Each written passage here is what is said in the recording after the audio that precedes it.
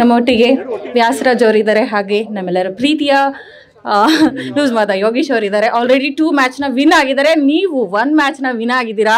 So ಇವತ್ತು win ಆಗಬೇಕು ಅಂತ ಖಂಡಿತವಾಗ್ಲೂ ಇಬ್ರಿಗೂ ಇದೆ. ಏನಾಗ್ಬೋದು, ಏನು ಸ್ಟ್ರಾಟಜಿ ಇವತ್ತಿದೆ?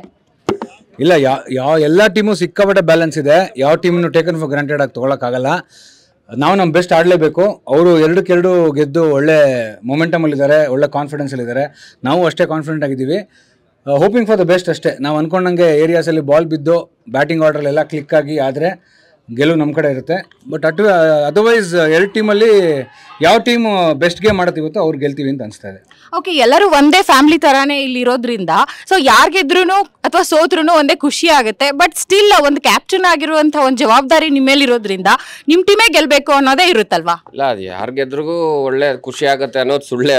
ಅದೆಲ್ಲ ಸುಮ್ಮನೆ ಇಲ್ಲಿ ಮೈಕ್ ಹಿಡ್ದಾಗ ನಾವು ಹೇಳ್ಬೇಕು ಅದನ್ನು. ಅದು ಸ್ವಲ್ಪ ಮ್ಯಾಂಡೇಟ್ರಿ ಡೈಲಾಗ್ಗಳು ಅವೆಲ್ಲ ಹೇಳ್ಬೇಕು. ಬಟ್ ಮನಸ್ಸಲ್ಲಿ ಇದ್ದೇ ಇರೋದು ನಾವೇ ಗೆಲ್ಲಬೇಕು ಅಂತ. ಅಂದರೆ ಒಂದೇನಂದರೆ ಅದೇ ಗೆದ್ದರೆ ಪ್ರತಿಯೊಬ್ಬರಿಗೂ ಖುಷಿ ಆಗುತ್ತಲ್ವಾ. ಸೊ ಆದಷ್ಟು ಗೆಲ್ಲೋದಕ್ಕೇ ಆಟ ಆಡಬೇಕು. ಓಕೆ, ನೆಕ್ಸ್ಟ್ ಮ್ಯಾಚ್ಗೆ best wishes. Thank you so much. Yes, thank you.